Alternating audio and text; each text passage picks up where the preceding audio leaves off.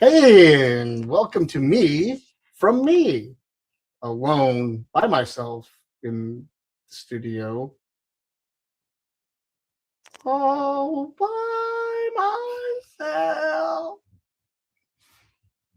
I'm not like that now. I have Janelle. See, I rented a friend. I called 1-800, who's my bitch? Um, and they didn't have Janelle's number. So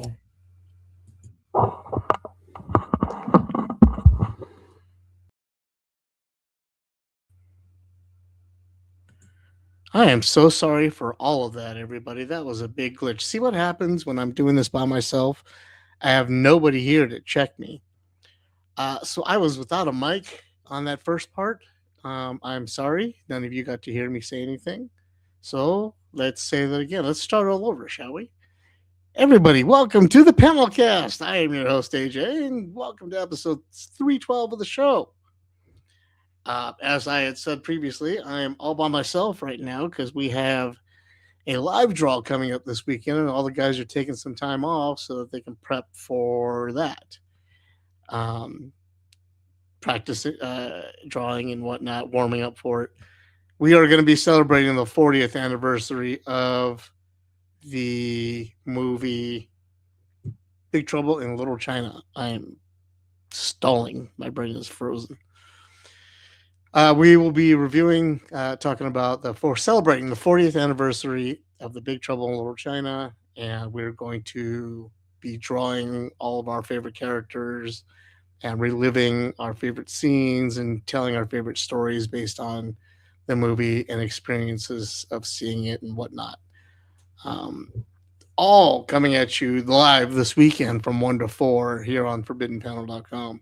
So make sure you tune in for that. But in the meantime, Janelle and I, a fellow Forbidden Panel person, got to go see Evil Dead Burn today. And we took some time after the movie to sit down here in studio and record an interview and discuss how we felt about the movie and also about what Janelle's going through and dealing with when she's not with Forbidden Panel. So, without further ado, once again, we're going to try this all over again. Sorry again. Here we go with our interview with Janelle and our Evil Dead Burn review. Go my old black book. Wow. And call up Janelle. Hey, and welcome to me from me, alone by myself in the studio. All by myself. I'm not like that now. I have Janelle. See, I rented a friend. I called 1-800, who's my bitch? And they didn't have Janelle's number. So I had to go my old black book. Wow. And call up Janelle. Hi. Hi. Nice to see you. What did we do today? We went to see Evil Dead Burn. Ooh. Did we like it? I think so. I think I did. It's growing on me. The more I think about it, the more I like it. Yeah. The longer it's been since we've watched it, the more it's... It had to settle in. I had to settle into it. Evil Dead Burn is the latest entry into the Evil Dead franchise. Produced by Sam Raimi and executive produced by Bruce Campbell, but directed by other people and created by other people. And, you know, instead of describing to you what the film's about, I'm just going to show you a trailer. So here we go.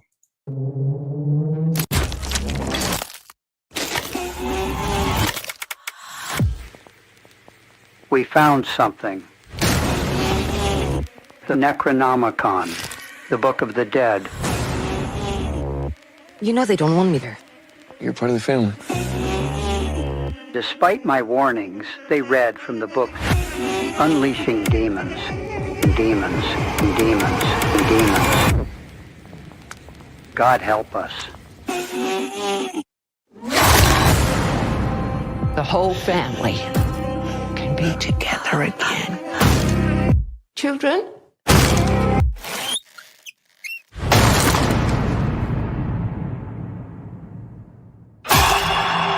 Please, open the door. You are my dead dog!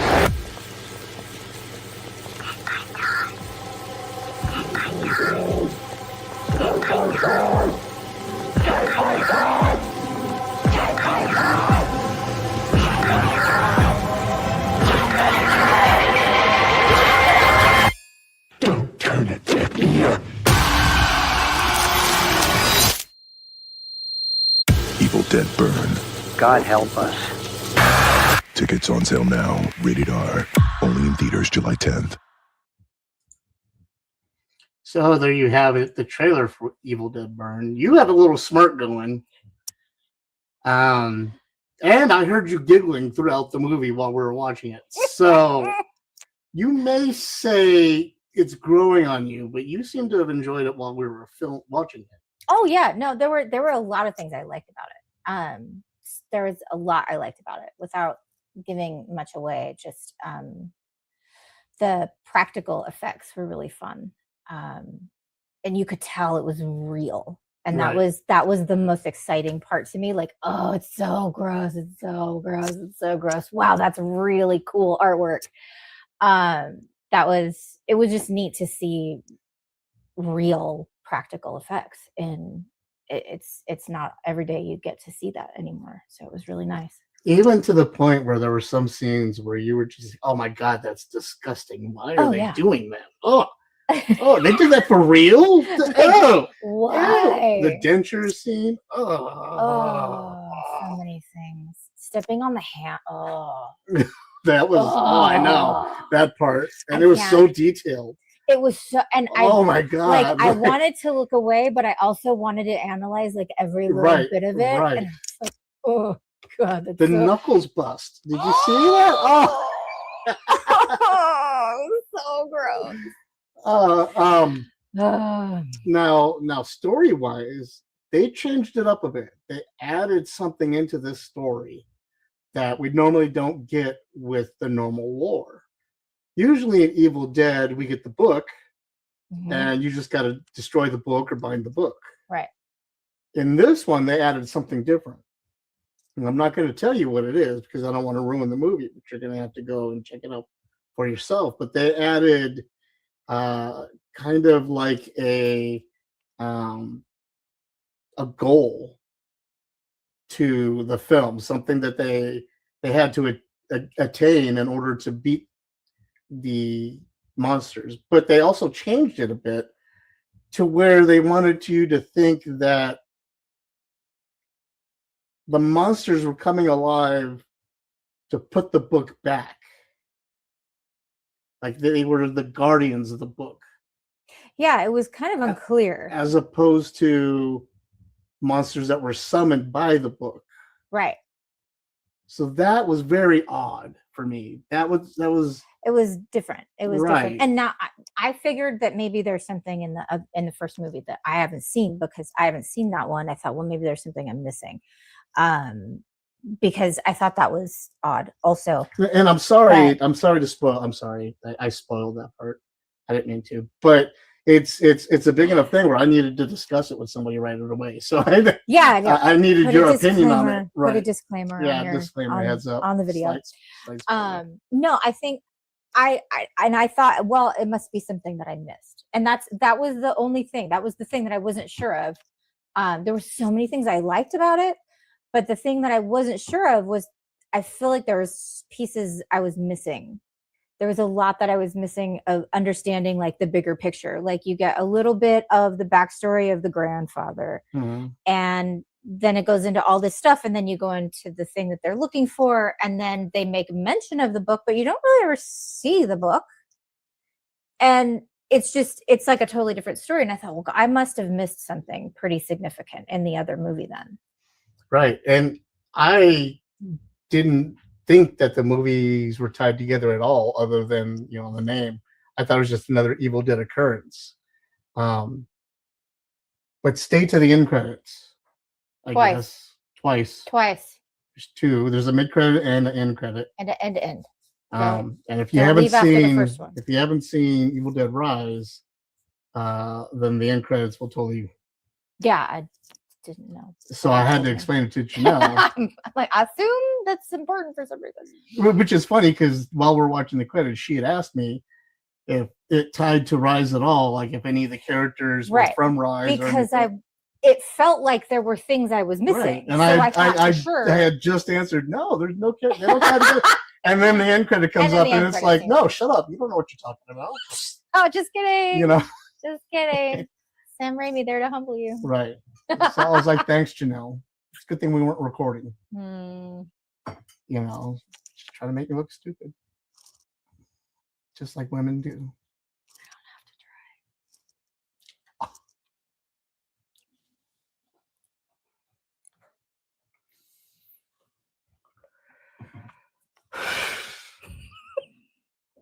What did you think? I was thrown off. The first half hour was thrown off because they throw you at it. Mm-hmm. It starts with holy shit, and it doesn't let go. So that kind of threw me. I didn't understand what the beginning had to do with the second beginning had to do with the third beginning. Mm-hmm. You know, because there were so many beginnings. I mean, there's a lot before you even get to the Evil Dead Burn. Right. What was it? 20 minutes before before you get opening the title. credits, before the title opening title. Yeah. And I was like, oh crap, that was the intro. Right. And there was so much going on that you're like, what the heck is this movie even about? Right. And then once you start getting in, you start seeing how the pieces are fitting together and all the stuff. Mm-hmm. Then it's cool. So as an overall movie, story-wise and stuff, I want to know more. I want to see it again because I want to know more about the story. I want to learn more about what was happening in the background. I want to hear the recordings that they were talking about. I want to pause on some of the images that they were showing. Yeah, I do too. Just to see about tying them together, if I'd seen them in the other stuff, you know. Mm-hmm. I want to Cabin in the Woods this thing, you know. Yeah. Or I want to analyze everything about it. Speaking of Cabin in the Woods, apparently there's like a connection there. Is there? Apparently. I watched a video today. Somebody said they're connected. That would be I cool. don't know. Yeah. If anybody knows about that, like hit me up in the chat right now. Tell me. Yeah. It'd be interesting to know. But so that was as far as it was written. Visually, I thought it was beautiful. Camera angles that were coming out of nowhere. Raimi out-Raimi'd himself on the camera angles here. Because there were so many different techniques that were being used to film here that you didn't know what was coming from one way or another. Sometimes the action was so awesome and happening so long that before you realized it, it's a reflection of what was happening. And all of a sudden, this person's face that you're seeing in this fight scene is getting slammed into a mirror and you're taken out of that space. And you're like, what the heck happened? What? Like, they're so inventive with the camera angles and the cinematography that it made up for whatever confusing story was going on there. Because, I mean, I was just taken aback by it. Plus, it had to have been the most bloody and violent movie I've seen in a long time. I was trying to think about what I haven't seen anything like this in years. I mean, there was years. Buckets of gore all over the place. If you have a weak stomach, I wouldn't go. The only thing preventing me from rewatching this movie would be that part. If you're sensitive about animals, there's a part you may not like. I didn't like it. I cringed. Did not like that. And it wasn't just once. Second time was less terrible though. The second time was for a picture. It was a background picture. Yeah. But overall, I mean, I thoroughly enjoyed the film. I felt like with the camera angles and stuff that you mentioned, that felt like kind of like a coming home moment when it happened. Like the way the camera moved through the forest. that was like, oh, that's familiar. Right. It felt like, oh, That's oh, Randy Kim. oh, I know this. This Mhm. is okay. So this was all horrifying, but okay, it's all right. It's my friend. It's my friend. It's fine. It's fine. It's fine. And that kind of like helped me like reshape my headspace throughout because it was like, oh, right, that's the point. Right. That's the point. Like there were points that I was just like, oh, okay, this is just I can't. Why? Are they trying to MC Escher just to MC Escher? Like, like there was a point in time in horror where it was just like all these directors were trying to one up each other. Like, who can we make throw up the fastest? right. And it felt like they're just throwing everything they could possibly think of at you to make you as sick as possible, as quickly as possible. And then you have the camera angle that is like that slight familiar, almost comedic, but like really clever and creative. And you just, oh, all right, that's what we're seeing. That's what we're seeing. Okay, Right. okay, it's fine. It's fine now. like the fireplace scene. Yes, Beautifully exactly shot. like that. Beautifully shot. And at first you're Exactly like, like that. why is this? This is kind of a stupid This move is gonna be so, for somebody. Oh wow, It's going to be so claustrophobic. Whoa. amazing, Awesome. amazing. Like, yeah. Yeah, it was so good. Yeah. There were so many of those moments that were so good, equal to the amount of times where I was like, oh, but why? Oh, so much gore. There was a lot where, and I don't, You're not I'm not a a queasy guy. weak stomach kind of No, person. I've handled guts in my hand before. Okay. Mhm. Like, but there were times I was like, ooh, that had to hurt. Oh, Yeah. like the ankle scene. Oh, like it was just, I had the opposite. That was the one thing I was like, yeah, get it. Get it out there.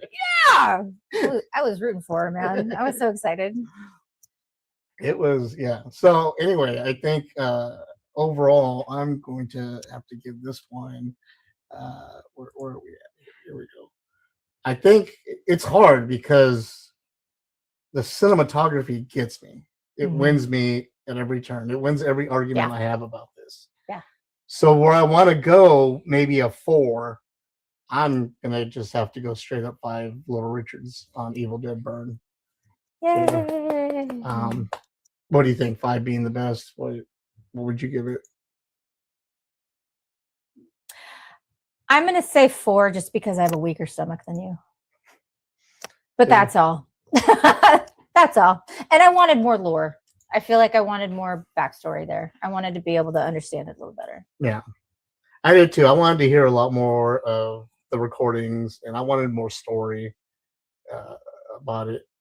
But Like, we need a whole other movie just for that now. right, we need a research movie. Yeah. That's what we need. Mhm. We need a Conjuring of this movie. Right. Because in the Conjuring, they do all the research. We got to have the We lore. got all the story. We got to get the lore. So we got to get all the lore out. Yeah. Like, yeah. I'm sure McDonald's will have a Happy Meal with the book, and we can go get that and read the book. I want a Happy Meal Necronomicon. And they changed the wording too. That's what That was the other thing I was super and confused they did that about. in Rise too. They changed the wording in Rise. Well, because there's 3 books though. Right. So not all of them have the same Right. Conjuring And so language or whatever. Right. So, I mean, that makes sense, but I was like, sad. you still want to hear I still want to hear it. Come on. Right. Just once. Just Or at least I mean, I wore the whole rigmarole, the whole thing. I'm still wearing it. Yep. Like, so. You're set.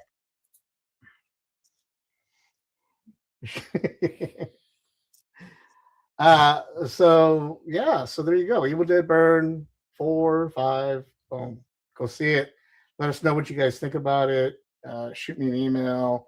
Hit me up anytime you're watching any of these episodes in the chat room or anything. Just be like, dude, we saw Evil Dead Burn. You were wrong. I hate you. Why did we watch this show? Or something. I don't care what it is. Just let us know what your thought is. Now, though, I'm going to take some time to catch you guys up because you rarely see Janelle. And we rarely ever hear from her except for random posts on Instagram. I do exist. She does exist. So she's like a green M&M. That's my favorite.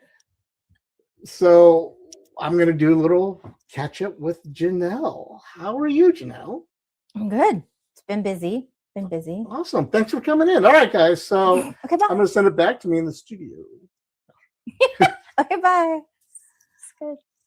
Now, you've been with us for what, like a week or two now? Yeah, just a little while. Mm-hmm. Little while. Plus 20 years almost. Well, Give or take. I mean, the company's only been around like 16. So. Give or take a decade. Yeah, well, whatever. Something like that. But you've always been behind the scenes because you're always popping out kids and doing work and stuff like that. Right. So. Yeah. Here when I can. Behind the scenes always, though. Yeah. I'm always here. You just can't see me. Right. So, so what's been going on? Anything new? Anything we can expect coming out?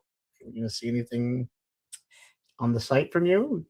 Talk about the new writer, anything like that? Sure, yeah. I have a couple ideas that every year about this time I think about it, and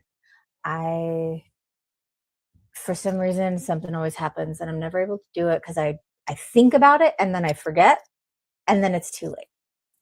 So something I would like to do this year is to do kind of like a local, like a ghost hunting series with like local lore. And now that my kids are older and they're into that stuff, bring them along and do something with them through spooky season.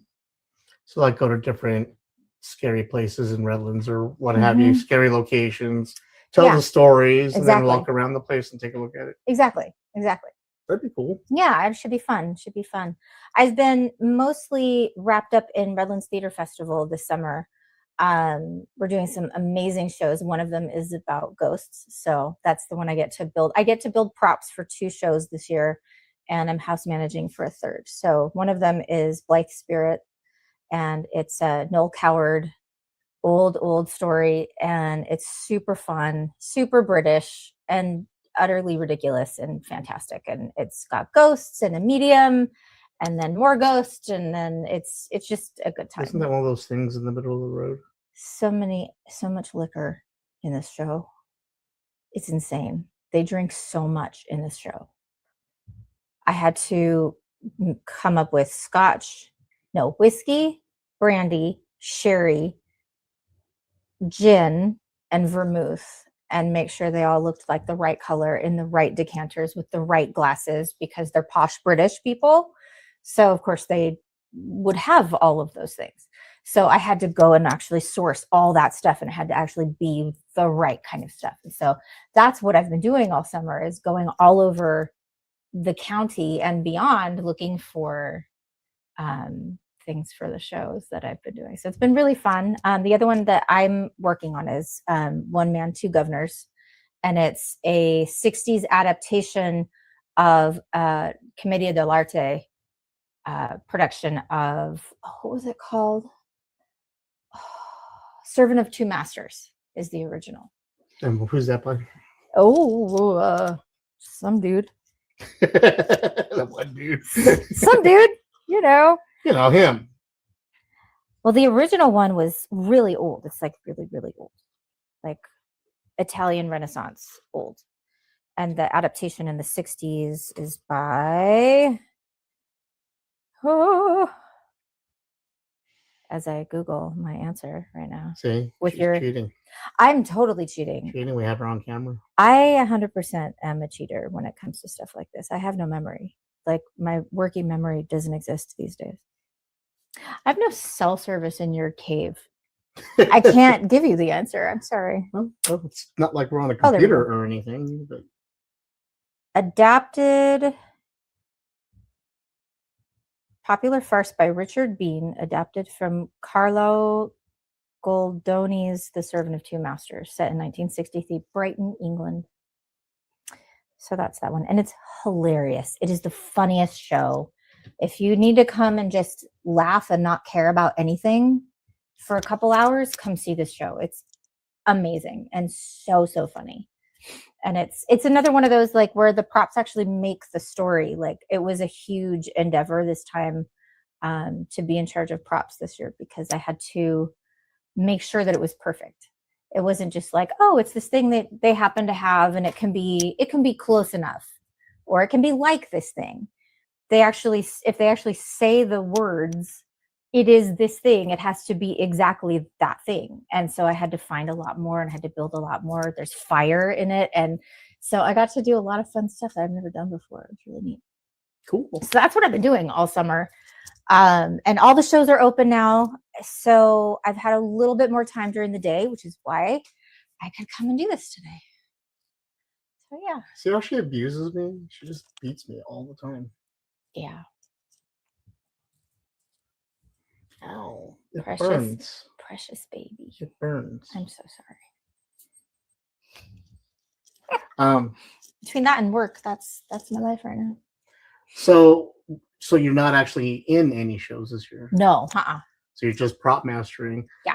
Why the change? Why the transition? Well, a couple of reasons. Family obligations kind of increased a little bit, so I wanted to have a little bit more flexibility, and I was afraid I wouldn't have the time to be where I needed to be outside of rehearsal, because I don't want to just not show up to rehearsal. So it was better to say I can commit to building props and being there for the performance run a couple nights a week, but I can't commit to a rehearsal schedule for a show or two. There was just no way I could do that. Between that and working, I needed to leave my hours available in the later hours so that I could continue teaching. And choir, when I do in the master chorale, we do rehearsals on Tuesday nights, and I didn't want to have to worry about the conflict of rehearsals plus the other rehearsal conflicting with each other the whole time, because we don't finish master chorale until the end of May, and rehearsals for RTF usually begin around early April. So I didn't want to have too much conflict this year. Now you've been doing theater stuff for a very long time, majority of your life. Yeah. Right? Yeah. And usually you're on stage. Usually, yeah. There have been a couple years where I didn't, but for the majority of my life, I've been on stage as a singer, actor, whatever. And then you've been slowly past like 10 years or so, you've been transitioning more to a coach, a vocal coach, and props and general manager and stuff like that, doing more behind the scenes stuff. Yeah. Because of the family commitments, or is it just tired of the stage life? Or no, it's not.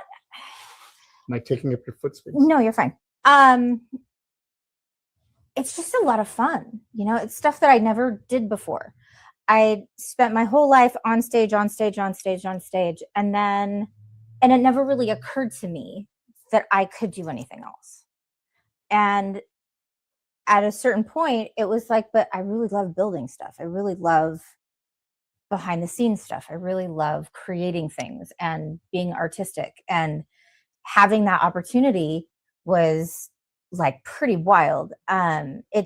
It wasn't all right away either. It was a year that I was involved with the theater, but not super intensely. I was in one show, and then my friend at the time who was directing the show, Adam's Family, said, "Hey, we need a cradle or a crib, a stroller. We need a stroller for Uncle Fester for this show. Do you think you could come up with something?" And it was like the switch flipped, and it was incredible. It was so much fun. And I thought, what the heck, man? I could have been doing this all along. And actually like fueling that part of my creativity that I never got to really explore before.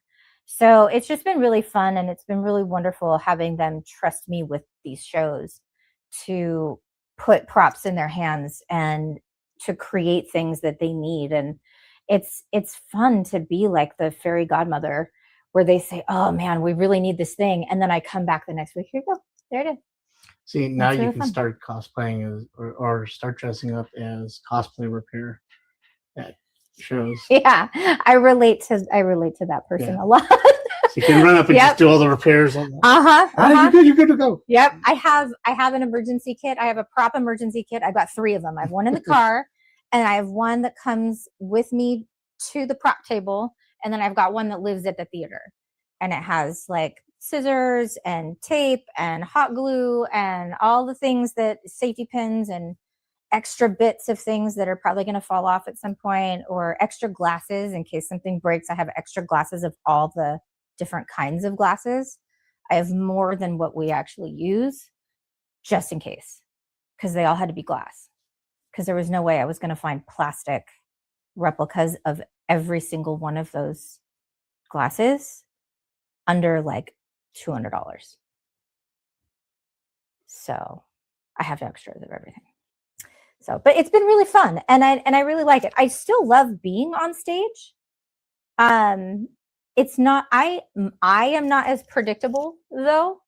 With my physicality, my knee has been giving me trouble the last couple years, so it always makes me a little bit anxious to commit to that, because I don't know if I can do it all the time. Can I actually do it? And if I get a migraine or something, like that's happened before, where I had a migraine during a show. Now I have really good meds for it, but before that, it was like anxiety every single show run. I hope I don't get a migraine during the show run on a show day. I hope I don't. So not being as predictable. I got something that helps with that. Yeah, I can't do that, dude. I can't do that. That more power to you, but I can't do it. But yeah, so it's nice to have something that I can do that contributes, that is reliable, that I can be there for, even if I am not necessarily as reliable in other ways anymore. Now, going back to vocal coaching, tell us about your company. So I created a company called Breakthrough Vocals. It had a significant evolution over the last like 15 years. It started out with my decision to stay home with the kids when Liam was born, and that was 15 years ago. And it started out as just friends wanting to audition for shows and saying, hey, I know you haven't really done this in a long time, but I'm getting ready for this audition. Would you mind if I came over and you just listen and like let me know if there's anything I could work on? And that was how it started. Was a friend wanted to audition for a show for the first time in years, and she was a little nervous to do it. And is that friend my wife? No, that was Shannon. That was Shannon.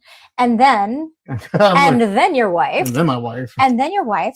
And then out of the blue, a friend of mine that I'd gone to high school with, out of the blue, after 20 years of not really talking to her, she calls me up and says, hey, I'm really feeling uncomfortable with my voice. Do you do lessons? And I was like, well, not really, but I could. And she's like, because I would love to do that, and I would totally pay you to do this. And I was like, okay, well, as long as you're comfortable with me, you kind of being my guinea pig to do a consistent lesson. I've done audition prep a couple of times, but I've never taught ongoing. And she was like, well, heck yeah, dude, let's do it. So she came down and we started. And then I realized I have so much to learn. I have so much to learn as a teacher, that learning how to translate what I have learned into a teachable opportunity for others. So I hit the books and I started studying, and I watched every webinar I could. I listened to every podcast I could find, and I studied and studied and studied everything that was available and mostly free, to learn new skills and to learn new techniques of teaching voice. And then it branched out into teaching piano.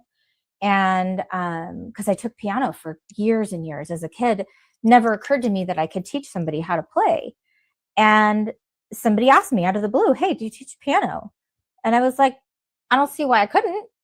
So I got the same books that I had been taught when I was a little girl, and I started teaching this child's piano, and it was amazing. And so now, and again, I went, oh, I have stuff to learn as a teacher. So I went and studied a lot, and I went and learned a bunch of stuff, and started branching out into other areas of teaching. The one key thing that I felt the entire time, though, is that the piece that was kind of missing was the heart piece of teaching music. Music is such an emotional space for people, and performing music is such an emotional space for people. It's such a vulnerable place to be able to give that of yourself, whether you're playing an instrument outside yourself, or you are the instrument as a vocalist. Giving that to people is an incredibly brave and vulnerable thing to do, and it taps into a lot of our insecurities as humans. And having studied psychology, I have a degree in psychology, so it was really important to me that I started to kind of mold all of these things into one shape, because what I kept finding over and over again was that a student's block with their voice was almost never because of a technique they couldn't master. It was because they had convinced themselves they couldn't do it. They had been told they couldn't do it. They didn't think they were good enough. They didn't think they were worthy, or it seemed too hard, or whatever it was. And there was so much unpacking and having to wade through all of that. And it just occurred to me that, like, there's no reason why this can't be a part of it, like on purpose. Right. On purpose, we work on the heart piece at Breakthrough Vocal. So it's not just about being a better performer. It's about being able to be the human you want to be, whether you're on stage or off stage.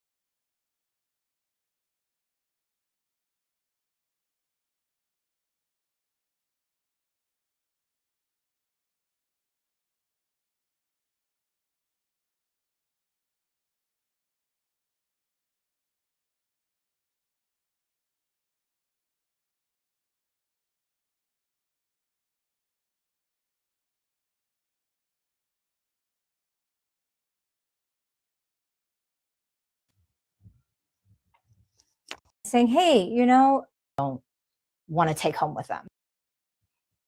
It's a lot. But at the same time, you're still able to be. It's still a geek thing to do. Like theater is still geeky. Oh yeah. Oh yeah. Like it's still cosplay. It's still costuming. It is. Still it is. fantasy play. Well, yeah. Still, I mean, it's a lot of. Last year we did.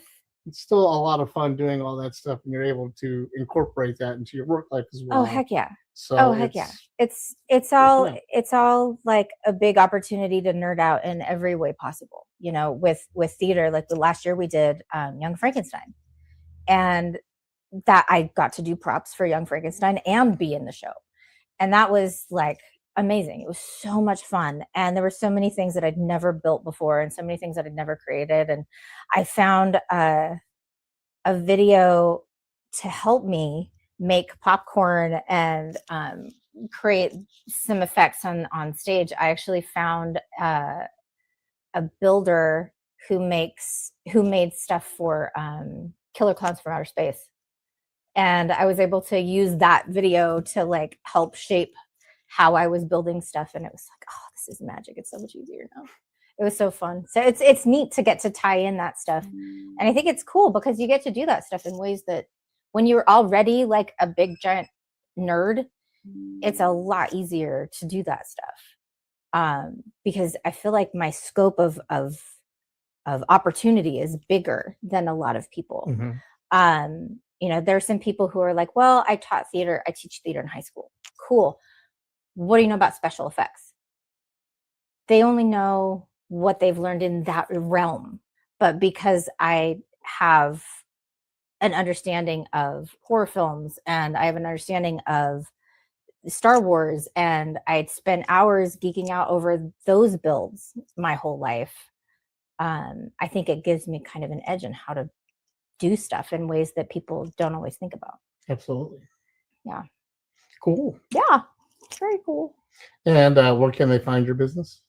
Oh, I'm at breakthroughvocals.com or Janelle Vendeville at Breakthrough Vocals on Facebook, and the same on Instagram too. Cool. She also does stuff around Forbidden Panel. Yep. Occasional columns and posts and stuff. So if you have any questions or anything, you can get a hold of her that way. Yep. Through us. And I think that about wraps us up. Okay. Well, thank you. Sure. It's only been like 40 minutes of you running on and on. You know, at least I talked. At least I talked, man. Saying I don't talk? No, I said I'm saying I don't usually. Oh. I usually get really freaked out with this stuff. Makes me very nervous. That's the reason you never see me, is because this terrifies me.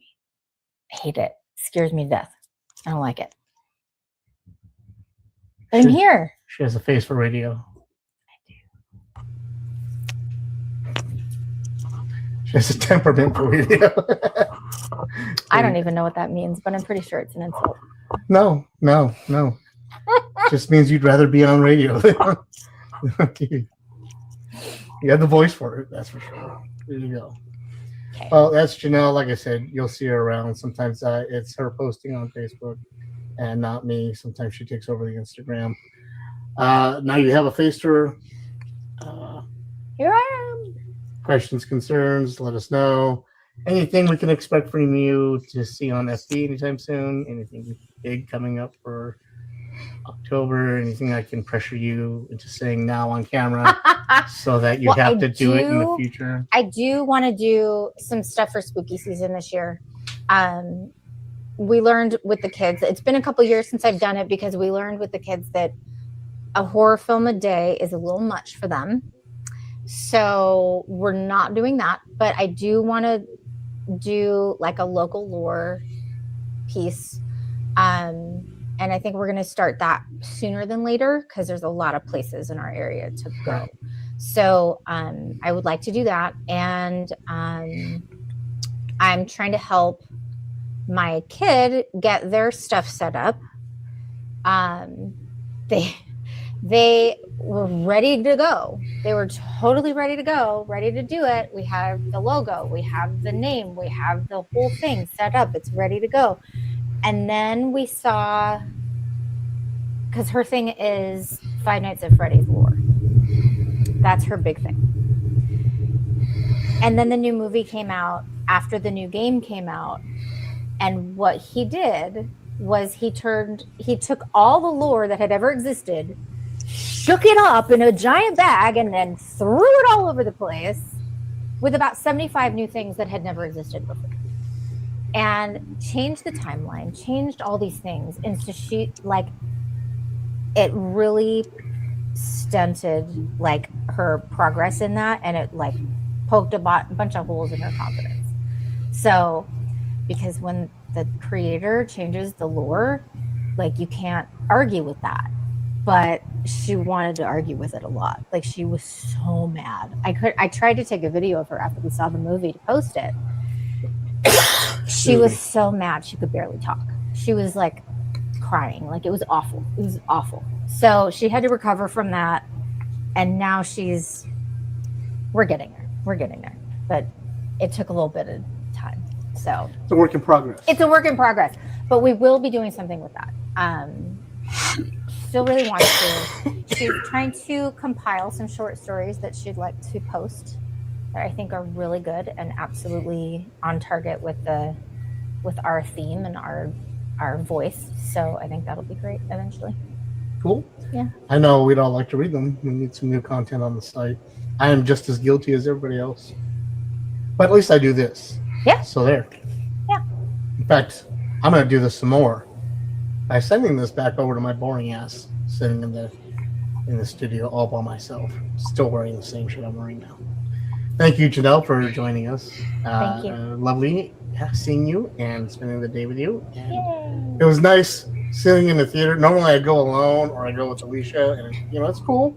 My wife is cool to see movies, but not horror movies with.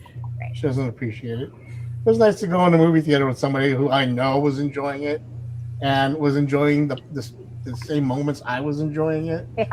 Yeah. Like we were both giggling at the same time. We were both Right. laughing at the same time. This lady in the back was like, no, no, no, no, no. And we both looked at each other and laughed. Like, That is why you go see movies. Right. That is why you go. That's why you go, to listen to all the people. all the That's my people in the favorite theater, part. like That's my favorite part. when we got there was this guy who tried to cut in line in front of us. I was like, hey, we're in line. He saw my shirt and was like, you know what?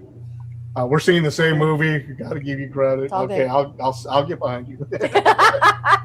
I'm like, no, we're here seeing Minions. We're here to see the Disney movie. Right, Moana. Moana. So, like, if a movie like that and company like that can get random conversation going, Yeah. you can have fun in a movie theater, or like, yeah, you're not supposed to talk, but you can enjoy it. Yep. And that's what's nice about seeing a movie with Janelle, these kind of movies with Janelle, is because we have that rapport. We've been doing it for decades. Yep. And so it's nice when we have our movie buddy moments and we can go see it. I watched a movie that lies, and you have to watch it. What is it? The Sheep Detectives. I wanted to go see that for Mother's Day. That was all I wanted to do for Mother's You have Day. to see it as a movie that lies to your face and then slaps the shit out of you. No. Lies. No. It's a movie that lies. Oh man. Movies Okay. that lies Okay. start off all happy and joyful and wonderful, ones and you that- think it's going to be good. Yeah. Things are going to be okay. No, Man. crying like a baby. Okay. Yeah, the movies that lie.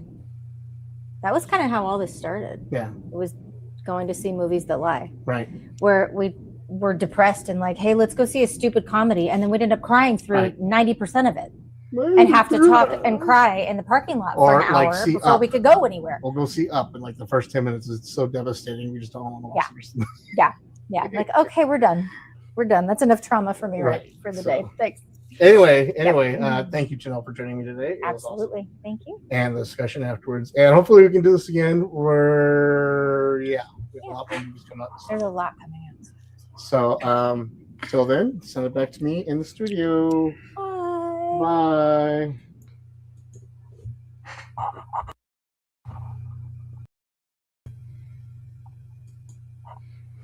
And just like that, we're back.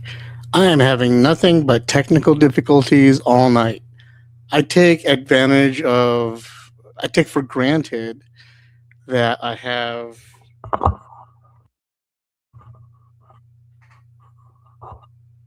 See, I can't. This is what sucks. All right, I'm colorblind. So I can't tell if that light is green or red right now. There, looks green. Now this annoying light comes on. This is why I never use this thing. Anyway, I hate this mic.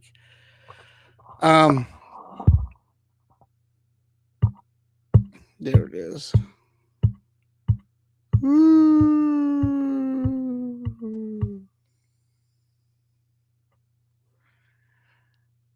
I take for granted I'm always wearing the mic on my glasses.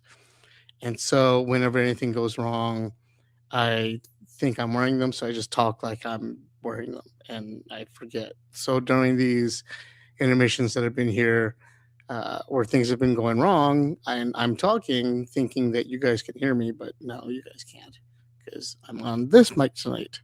And this mic I hate. But thank you, Janelle, for spending time with me today, seeing the movie with me. That was a lot of fun. It's always a lot more fun when you get to see movies with friends and people that you know are like-minded and are enjoying the same movie as you. Please tune in to AJ's Side Panel.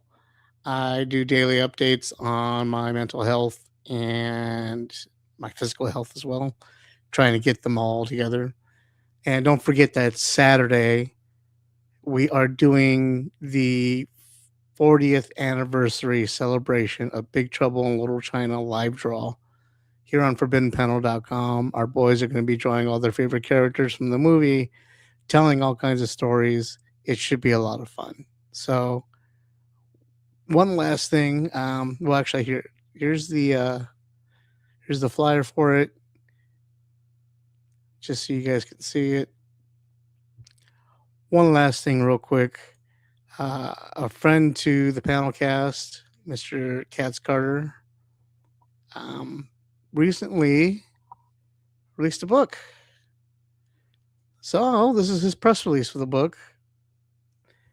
You'll see this up on the website. It's called Shadows Behind the Mirror. It's an biographical fictional exploration of childhood trauma, survival mechanism, and the practical work of healing. It speaks directly to the readers interested in mental health, personal growth, and stories of recovery. Carter's voice balances vulnerability and resilience, offering readers both identification and actionable steps toward investigation and self-compassion. I'm sure this took a lot for him to write and to publish and put out. And I want to just say congratulations to the guy. And you can find all his information here, catscarter.com. We'll take you to the link tree, his number, and all of his information is available right there. You can scan the barcode and find the book for yourself. And we'll be posting this up on the website as well. So again, thank you everybody for tuning in, and we will catch you on the next episode. And we'll catch you all over the place. Depends on where you find us. Good night.